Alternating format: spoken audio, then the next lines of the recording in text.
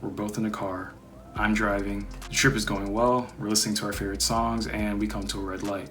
I immediately decide to floor it and run the red light. You're obviously taken back as I narrowly miss a car that's doing a protected left turn. I ask you why you're upset. You tell me that we almost got into an accident and your life was in danger. That's true. I ask you why else, and you say, because it's illegal to run a red light. But where is it illegal to run a red light? You'd say your city, state, country, basically on Earth, where humans and cars are involved. And who said so? Well, man said so that we can travel from place to place safely. Man governs people with laws to create some sort of order in the natural chaos that man can create. And the universe does the same. But the universe does it not just for man, but the whole universe in and of itself. All things need order no matter where you are in the universe. But even when order is created, chaos happens anyways, but the chaos is part of the order. I'll talk more about that later in this video. We all experience human law in a 3D world. And it's obvious to see because we just have to look at the laws that are passed, the street signs on the street, what politicians are saying about X, Y, and Z. Bigger spiritual laws, they're harder to see. And it's not entirely your fault because part of it has been really hidden from you. And that's really on purpose. As we speak, there are powerful people that really understand these spiritual laws and the power that these types of laws can bring to one's life. So obviously it's not going to be part of public consciousness. And on top of that, the average person is way too shackled in dogma to even care about spiritual laws. And it's very unfortunate because they keep reliving the same reality and situations over and over and over again.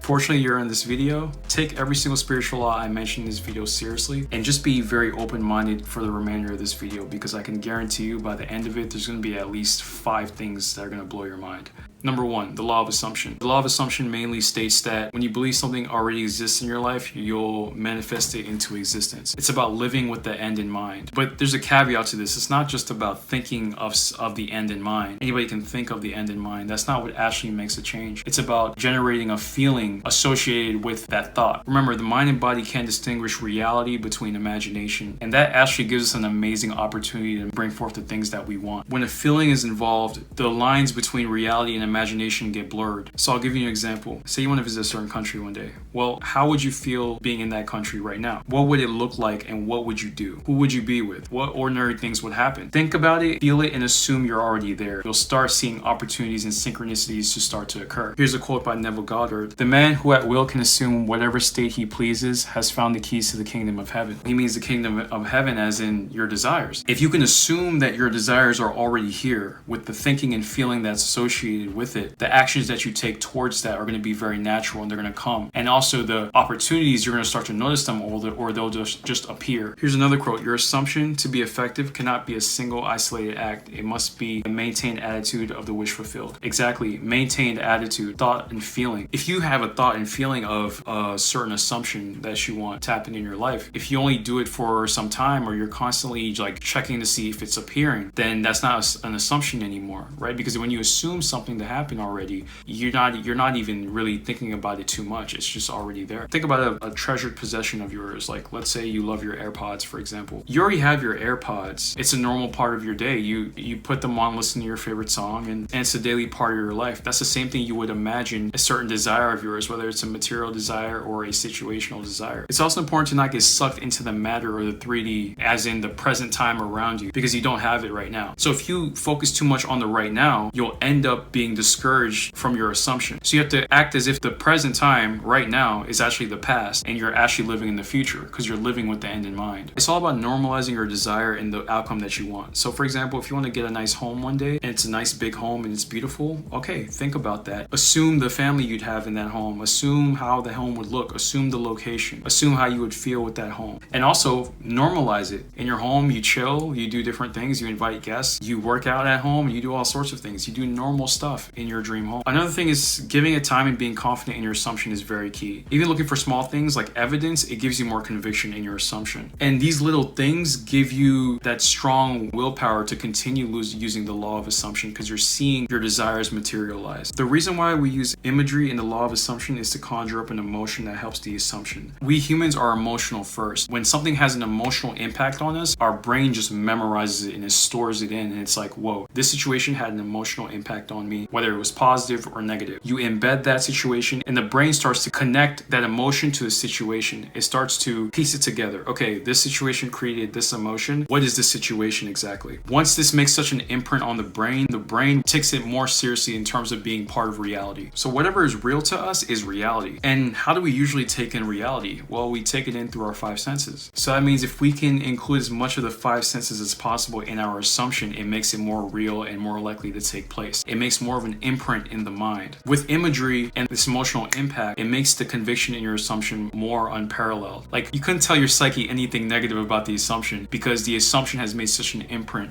on the body and mind. And the body and mind perceives it as reality because it has impacted the senses so well. And conviction is powerful. Conviction is just a strong belief. For example, if I tell you I can make a purple horse appear by snapping my finger, at first you probably say BS, right? You'd be like, there's no way you can make a purple horse to appear. Cool. You have no conviction behind me even being able to do that.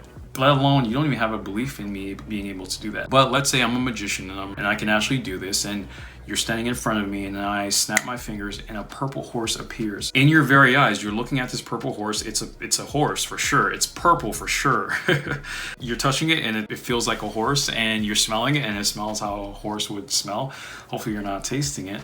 But overall, the majority of your senses are engaged with this experience, and it's so real and vivid. Now you would have not only a belief in me being able to make purple horses appear by snapping my fingers, but you would have conviction in it. So when you tell your friends about my ability, they won't believe you probably because they'll have to see it with their own five senses. This is the same case with our desires and what we want. We have to engage as much of the senses as possible as best as we can through visualization, through imagery. How would this item or this situation, how would it feel? How would it smell like? What would it look like? Taste may be difficult to do, but when we can do this, it becomes a lot more vivid and very likely to occur at a certain timeline. And it's very important that you really hold that assumption with very strong conviction, and you look for small things that really add fuel to your assumption, because at the end of the day, the mind loves evidence of what you want to manifest. Your actions, your mindset, your energy starts to change. Subconsciously, you start taking actions towards the things you want to manifest. You start seeing opportunities, you start meeting certain people. Here's a quote by Neville Goddard: disregard appearances, conditions, in fact all evidence of your senses that deny the fulfillment of your desire. Rest in the assumption that you are already what you want to be, for in that determined assumption you and your infinite being are merged in creative unity, and with your infinite being, all things are possible. This goes back to just forgetting about the present moment, because that's the past. If you're living with the end in mind, that means you're living in the future.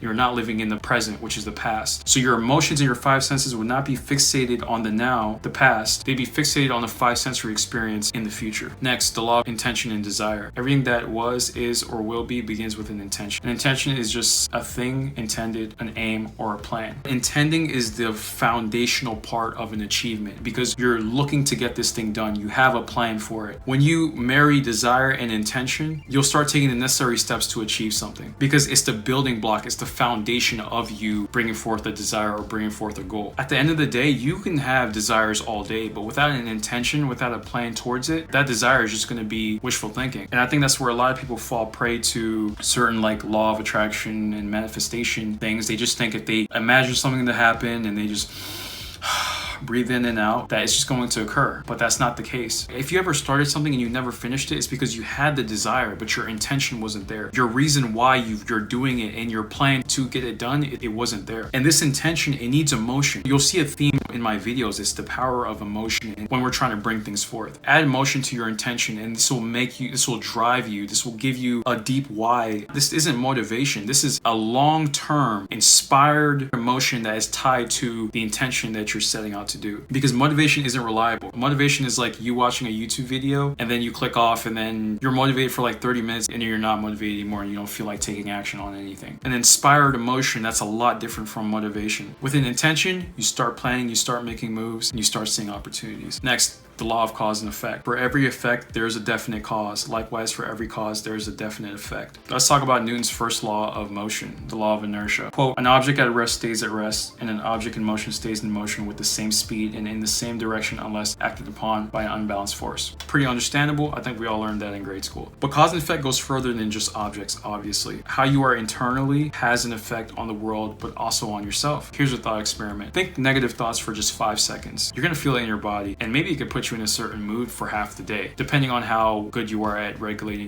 your emotions. If you want a certain outcome, you have to take certain steps. You have to be at the cause. You have to influence as much of the cause as possible in order to control the certain effect that you want. This is amazing for analyzing your life. If something has gone wrong in your life, you have to look at what caused that effect, right? Operating from first principles, looking at the facts of the situation in order for you to see where your errors were and where you made mistakes. It's basically backwards engineering the steps that led to the unwanted effect as much as possible. Identify the truths of the situation and think about the assumptions that you made that led to the problem. What causes, assumptions, actions did you do that led to the effect that you didn't want? Also, what outside circumstances that you couldn't control affected things? Because in the future, you could think of things outside your control that could affect certain outcomes that you want. Here's a good example. Say you planned on going to a concert and you were so late that you missed like the majority of the concert. Like you got there and there was only 5 minutes left in the concert. I know that sucks, but I actually been there. Your assumption was that you wouldn't take long to get dressed. You'd easily find your concert ticket. You assume that there's no traffic. You assume that your friends were also on time. And then it turns out none of this happened. Now the effect is that you missed the concert. But in the future, you can look at the causes of you missing the concert and change those causes. That way you can have the effect that you want. So maybe you have your ticket with you very soon. You tell your friends to show up 30 minutes early. You get dressed sooner. You take a different route to the concert. Another caveat is sometimes your causes are subconscious and you have to do an audit of your subconscious belief patterns in order to see how you've caused situations to occur. Because a lot of times it's easy for us to blame the outside for different things happening to us and we're not looking at the effect that we've created. Shadow work is very good for this. The shadow work is your ability to identify traits and attributes that you push down into your subconscious mind that either were undesirable or you just didn't want to experience them. And then from there, you can do an analysis of how these traits or situations are causing you to act in unconscious ways that aren't desirable. As in, these shadow traits are causing you to bring forth effects that you don't want. And then from there, you can find the attributes that are actually healthy or maybe a healthy side of those behaviors. You can integrate them into your psyche the right way. Next, the law of correspondence. As above, so below. As within, so without. Quote, the universe is contained within us and what we experience externally is only a reflection. Anita Moorjani. How you're feeling and thinking can reflect in your reality. For example, if you have negative self-talk and negative feelings towards yourself and you carry a lot of guilt and you carry resentment and you carry a lot of low vibrational emotions, all you'll see in your reality are things that confirm how you feel about yourself. All you see is situations that bring out what you have internally. It's based on your internal state. The macrocosm, the outside world, is reflecting the microcosm, which is you. But people in this world have it backwards. They think reality is just acting upon them. They play victim. They don't know about this critical universal law. When you carry a positive energy, you're meditating, you're feeling your desires, and you're going towards them. You're exercising, you're doing self-care, you're challenging yourself in healthy ways. You're being around the people you love. You start radiating love into the environment. The world corresponds with your inner state. You're going to receive and take in love from the world itself. You're going to see love all around you. You're going to see abundance all around you because you practice it and it's within you. It's part of your frequency. Here's another good example. Two people could witness a fire that's going on nearby. One panics and one is calm. The situation, the outer reality is the same thing. But the outer reality, if we go back to as within, so without, as without, so within, the outer reality is bringing out what's inside of them. One person is scared of fires or they just don't like intense situations. That's within them. The other person is calm. Maybe they've experienced fires before and they can hold ground when they're around it. The situation's the same. How these two are reacting is very different. When we feel like the environment is shaping us, it's truly actually bringing out what's within us. And it's up to us to be very mindful of that. The environment brings out the truths in you and you can bring out the desired truths you want in the environment. How you want reality to correspond with you comes down to the frequency that you exhibit. And this leads me to the law of vibration. Quote, everything in the universe is constantly in motion, vibrating at its own particular frequency. Even our thoughts, emotions, and beliefs vibrate at their own frequency. The entire universe is energy, man. Things that we look at that are solid, like our combs, our cars, all of this stuff, tables, they're all made of atoms. And atoms are made of energy. And bring it down to the most base level, a lot of spiritual teachers and mystics have come to the realization that all things are consciousness. That's the minimum material that everything is made out of. With everything made of pure consciousness, that means we're all connected. But we humans are arrogant. We only believe what we can see in the 3D. This is a materialist worldview we've all been brought up to buy into. But that's not how things work. There are literally things we can't see with our limited human eyes. We can barely even see the electromagnetic spectrum. There are literally some animals out there that see more of the electromagnetic spectrum than we do. But fortunately for us humans, we can definitely definitely feel energy and pick up on energy. And it's very powerful. Some people are extremely good at this. They can pick up on energy. It's amazing our ability to pick up energy. But Nikola Tesla said, if you want to know the truths about the universe, think in terms of energy, frequency, and vibration. Quote, when you truly understand that everything in our universe is simply vibration, it's easier to understand that the individual self and the world around it are not separate. Rather, they are expressions of a single, unchanging consciousness or reality. Everything is interconnected and all things are ultimately one. The law of vibration explains why we can get a certain gut feeling about someone or something. It's like we don't know this person, but something in our gut is telling us that they have just bad energy. They have like a frequency that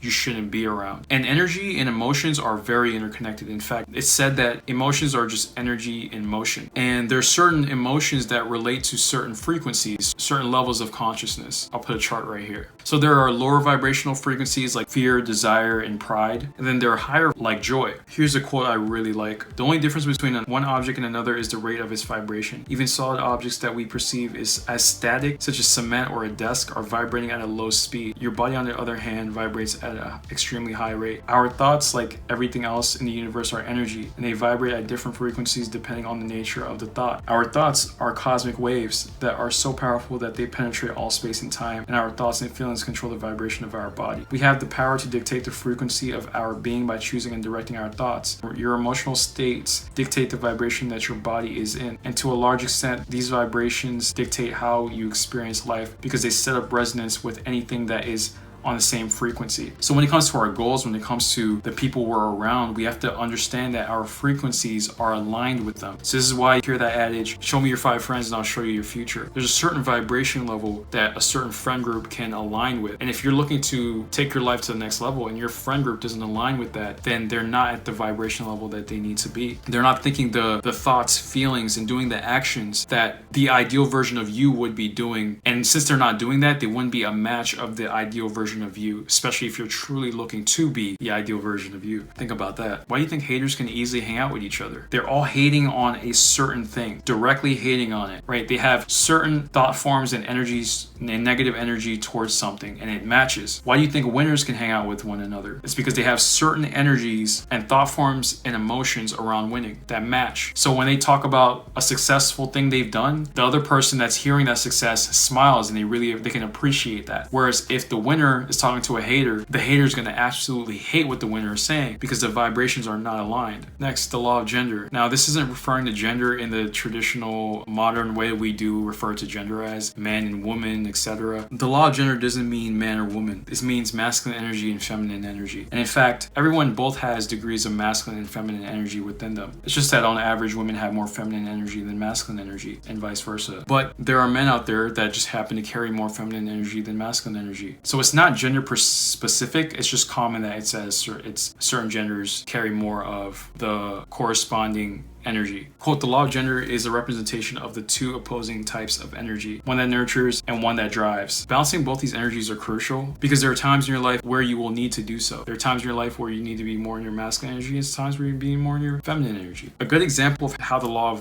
of gender materializes is actually in the human anatomy itself. If we look at the human brain, what do we notice? We notice a left hemisphere and a right hemisphere, a logical side and a more creative emotional side. And these two halves of the brain personify the law of gender. The masculine energy is more based on action, logic, hustle, willpower, problem solving, and practicality, whereas the feminine energy is more based on creativity, empathy, emotion, and nurturing. A good way to implement the law of gender is when it comes to going towards your goals. Sometimes you have to take detailed, deliberate actions towards your goals, and other times you have to envision it, think about it, feel it, and look for and attract it to you, as in look for opportunities, look for synchronicities around you. When you do both things, this is how you become powerful. This is how you really build a life that you want. Here's a quote I like. Just like in nature, if feminine energy were the seed, then masculine energy would be the pollen. The feminine, the seed, or the idea needs to be fertilized by the masculine, the pollen, or the action. A seed cannot come into fruition without fertilization,